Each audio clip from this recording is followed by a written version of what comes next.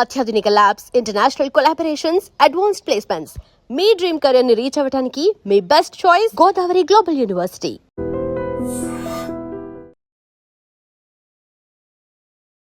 Hi hello నమస్తే, welcome to iDream. నేను Rachel. ఎలాంటి హెల్త్ ప్రాబ్లం ఉన్నా వంటింటి చిట్కాలంటే మనందరికీ గుర్తొచ్చే డాక్టర్ గారు ఇవాళ ఐడ్రీమ్ స్టూడియోలో ఉన్నారు.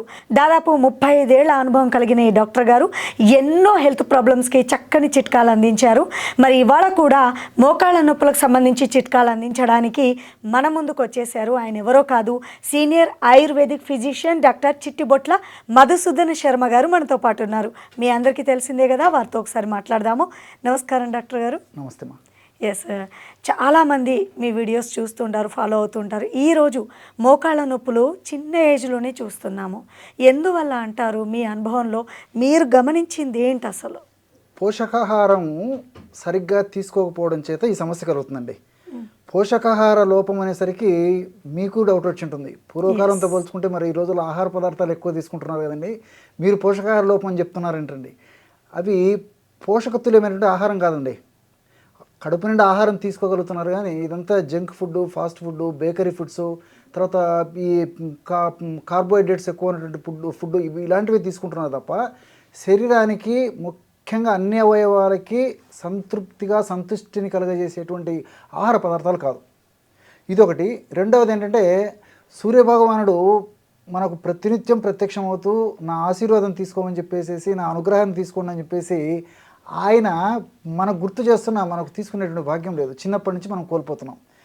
దానివల్ల కూడా చిన్న వయసులోనే మోకాళ్ళ నొప్పులు రావడం మొదలవుతుంది. దీనికి తోడు వెయిట్, ఉండవలసినటువంటి బరువు కంటే ఎక్కువగానే చాలామంది చిన్నపిల్లలు ఉండడం గమనిస్తుంది. చిన్న వయసు వాళ్ళు ఉండడం మనం గమనించవచ్చు అనమాట.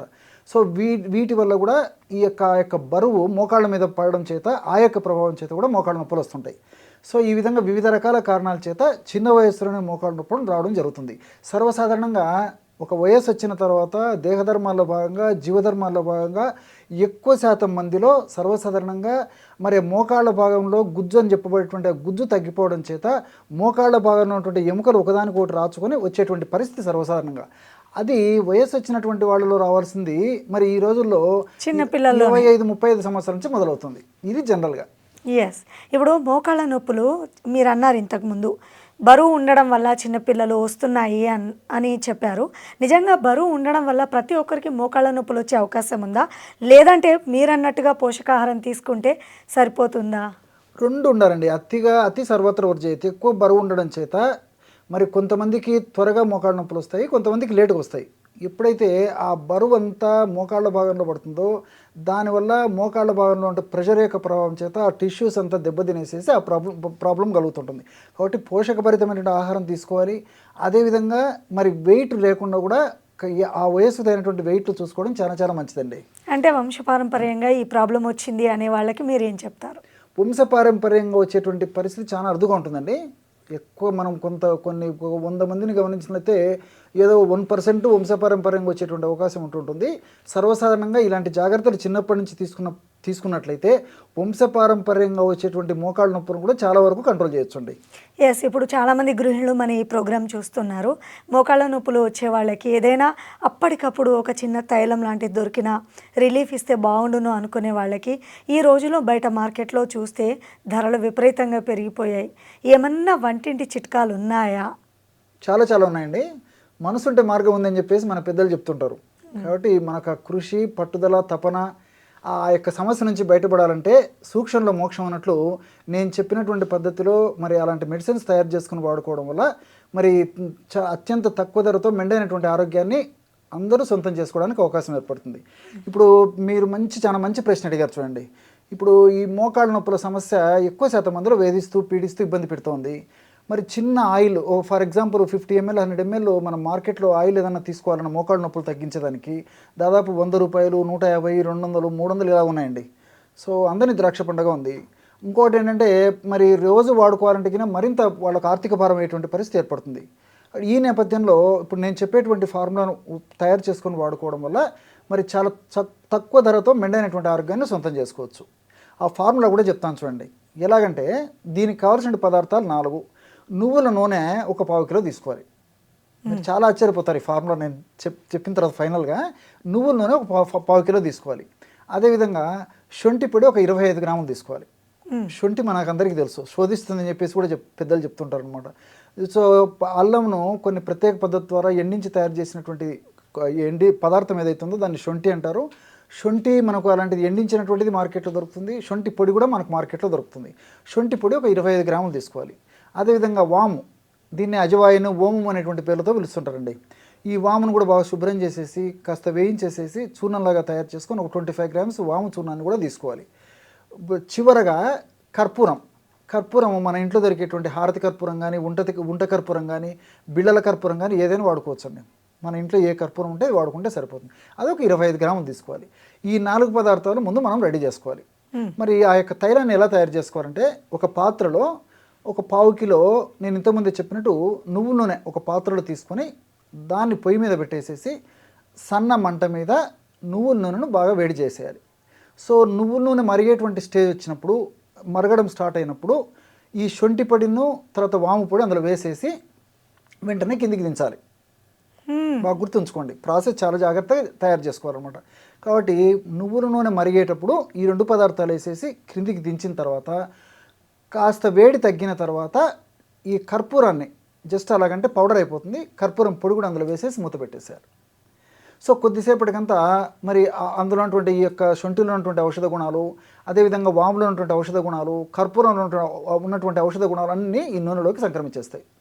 సో చల్లారిన తర్వాత ఒక గంట లేదా 2 గంటలు లేదా 3 గంటలు అలాగ ఉంచిన తర్వాత బాగా చల్లారిపోయిన తర్వాత ఆ యొక్క ఆయిల్ని వడగట్టేసి పెట్టుకోవాలి. బ్రహ్మాండమైనటువంటి మోకాళ్ళ నొప్పులకు తగ్గించేటువంటి ఆయిల్ రెడీ అయిపోతుంది. వా, అంటే ఈ ఆయిల్ ఎవరైనా వాడొచ్చు అంటారా, కేవలం పెద్దవాళ్ళకి అంటారా? ఎవరైనా వాడొచ్చండి. మోకాళ్ళు నొప్పులు ఉన్నటువంటి వాళ్ళు ప్రతి ఒక్కరు వాడుకోవచ్చు. ఇంకొకటి దీని యొక్క ప్రత్యేకత ఏంటంటే, ఈ ఆయిల్ని వాడుకోవడం వల్ల చాలా త్వరగా సమర్థవంతంగా వెంటనే చాలా ఫాస్ట్గా రిలీఫ్ ఇస్తుంది. ముందు కంఫర్టబిలిటీ ముఖ్యం కదండి. ఇప్పుడు ఇంటర్నల్గా మెడిసిన్ వాడుకోవడం వల్ల సరే క్రమక్రమంగా తగ్గిపోతాయి, భవిష్యత్తులో ఇతర ప్రాబ్లమ్స్ రాకుండా ఉంటాయి, అదంతా నాణ్యానికి మరొక వైపు. కానీ ఇమ్మీడియట్గా కంఫర్టబిలిటీ అవసరం. సో వెంటనే మనకు ఉపశమనం కలగాలంటే ఈ యొక్క ఆయిల్ చాలా అద్భుతంగా పనిచేస్తుంది. ఈ విధంగా తయారు చేసుకున్నటువంటి ఆయిల్ని మరి ఆ మోకాళ్ళ భాగంలో అప్లై చేసేసి సున్నితంగా మర్దన చేసేసి ఉంటే సరిపోతుందండి. సమస్య తీవ్రంగా ఉంటే రోజు 2 సార్లు వాడుకోవచ్చు, సమస్య కొద్దిగా ఉంటే రోజు ఒక్కసారి వాడినా సరిపోతుంది. ఇప్పుడు మీరు అన్నటువంటి ఈ తైలం ఏదైతే ఉందో ఇది వాడడం వలన కేవలం మోకాళ్ళ నొప్పులకు మాత్రమే పనిచేస్తుందా, ఇంకా ఇప్పుడు చేయి నొప్పి వస్తుంది ఇంట్లో ఉండే వాళ్ళకి పనిచేసి నడు నొప్పి వస్తూ ఉంటుంది, వాటికి కూడా ఈ తైలం అనేది యూజ్ అవుతుందా? నిజంగా చాలా మంచి ప్రశ్న అడిగారండి. ఎందుకంటే ఇప్పుడు ఈ టాపిక్ వినేవాళ్ళు ఏంటంటే మోకాళ్ళ నొప్పులకి పనిచేస్తున్నామని చెప్పేసి కూడా అనుకుంటుంటారు. సో ఆల్ పెయిన్స్కి తగ్గుతుందండి.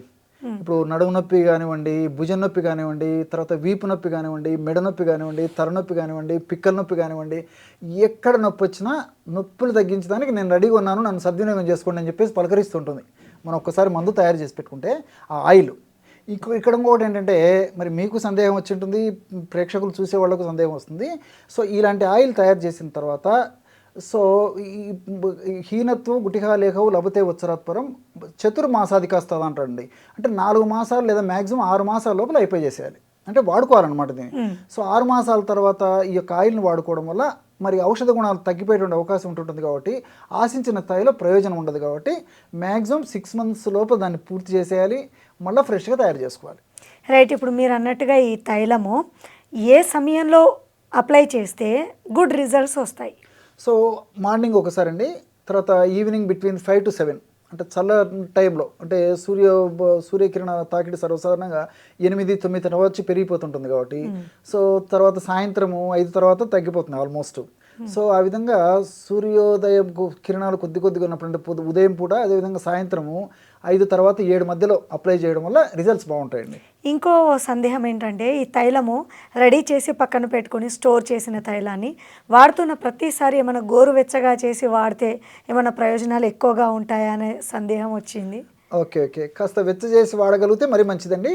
లేని పక్షంలో ఆల్రెడీ ఇప్పుడు మనం శొంఠి ఇందులో కలిపాం కాబట్టి శొంఠికి కొంచెం వేడి చేసేటువంటి గుణం, ఆ తత్వం ఉంది కాబట్టి సో మనం ఆ విధంగా చేయకపోయినా పర్లేదు, చేసినా పర్లేదండి. ఎవరికి ఎలా కన్వీనియంట్ ఉంటే అలా వాడుకోవచ్చు. ఇప్పుడు మీరు అన్నారు 5-6 నెలల లోపే వాడేయాలి, తర్వాత దీని పవర్ తగ్గిపోతుందని. మరి దీన్ని చాలామంది ఫ్రిడ్జ్లో పెట్టుకుందాం అనుకుంటారు. సో అలా కూడా దీని పవర్ తగ్గుతుందా? చేయకూడదండి. అలా కూడా మామూలు గది ఉష్ణోగ్రత వద్దనే ఉంచాలి. ఒకసారి ఆయిల్ తయారు చేసుకున్న తర్వాత సో 4 months 6 monthsలో పూర్తి చేసేయాలండి. అది తర్వాత వాడిన ఏమవుతుంది కానీ అంత ఫాస్ట్ రిజల్ట్స్ ఉండవండి. దానికోసం నేను ఈ సందర్భం వచ్చినప్పుడు కూడా అందరికీ ఎడ్యుకేట్ చేయాలనేటువంటి భావనతో నేను స్ట్రెచ్ చేసి చెప్తుంటాను అనమాట. ఓకే, ఇప్పుడు ఈ మోకాళ్ళ నొప్పులు వచ్చిన వాళ్ళు అప్లై చేయాలంటారా? ముందు రాకుండా ఉండడానికి ఇది ఎంతవరకు దోహదపడుతుంది? ముందు రాకుండా ఉండడానికి దీని పాత్ర చాలా తక్కువ అండి. కాబట్టి వచ్చిన తర్వాత అప్లై చేయడం వల్ల, ఈ విధంగా వాడుకోవడం వల్ల వెంటనే రిలీఫ్ ఇస్తుంది.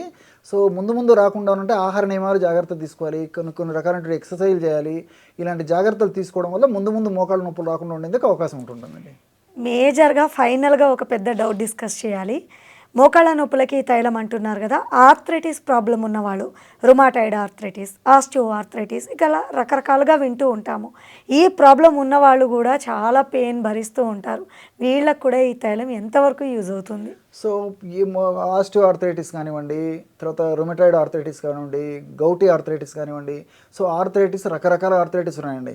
సో ఏ టైం అయినటువంటి ఆర్థరైటిస్ అయినా దీని గుణం ఏంటంటే, ఏ భాగంలో కీళ్ళ భాగంలో నొప్పి ఉందో, లేకపోతే మజిల్స్ పట్టేసినటువంటి ప్రాంతంలో నొప్పి ఉందో, ఆ నొప్పిని తగ్గించేటువంటి అమూల్యమైనటువంటి ఔషధ గుణాలు, రసాయన తత్వాలు ప్రకృతిని ఇందులో నిక్షిప్తీకరించి మనకు ప్రసాదించడం చేత నొప్పి తగ్గేందుకు ఉపయోగపడుతుంది. కాబట్టి ఏ రకమైనటువంటి నొప్పులకైనా ఇది పనిచేస్తుందండి. చాలా చక్కగా తెలియపరిచారండి. వ్యూవర్స్ తెలుసుకున్నారు కదా, మోకాళ్ళ నొప్పులు ఉంటే వంటింట్లోనే చక్కని తైలాన్ని మనం రెడీ చేసుకోవచ్చు. సో తగు జాగ్రత్తలు కూడా పాటించాల్సి ఉంటుంది. వితిన్ 6 monthsలోగా మీరు యూజ్ చేస్తే మంచి రిజల్ట్స్ వస్తాయని విన్నారు కదా. మీకేమనిపించిందో కింద కామెంట్ రూపంలో తెలియపరచండి. నెక్స్ట్ టైం ఆ డౌట్ని నేను క్లారిఫై చేసే ప్రయత్నం చేస్తాను. థ్యాంక్ యూ సో మచ్ అండి. Okay. And for more videos, Please subscribe to iDream. Please subscribe to iDream. Please subscribe iDream. And please subscribe to iDream. For more videos, subscribe to iDream. please like, share and subscribe to the channel. Congratulations, iDream. Subscribe to iDream. Subscribe to iDream. So subscribe to iDream Media. iDream team andarki huge congratulations. Please subscribe iDream Media. Please subscribe to iDream. Subscribe iDream. Please subscribe to iDream. iDream అంటే నా కళల ఛానల్ను subscribe చేసుకున్న నోరు తిరుగుతలేదు, మీరైతే గంట గుర్తు కొట్టండి. For more such videos, please subscribe to iDream. Subscribe to iDream. Please subscribe to iDream. Please subscribe iDream Media. Please do subscribe to iDream. Please subscribe to iDream Media. For best entertainment and information, please subscribe iDream. And don't forget to subscribe to iDream.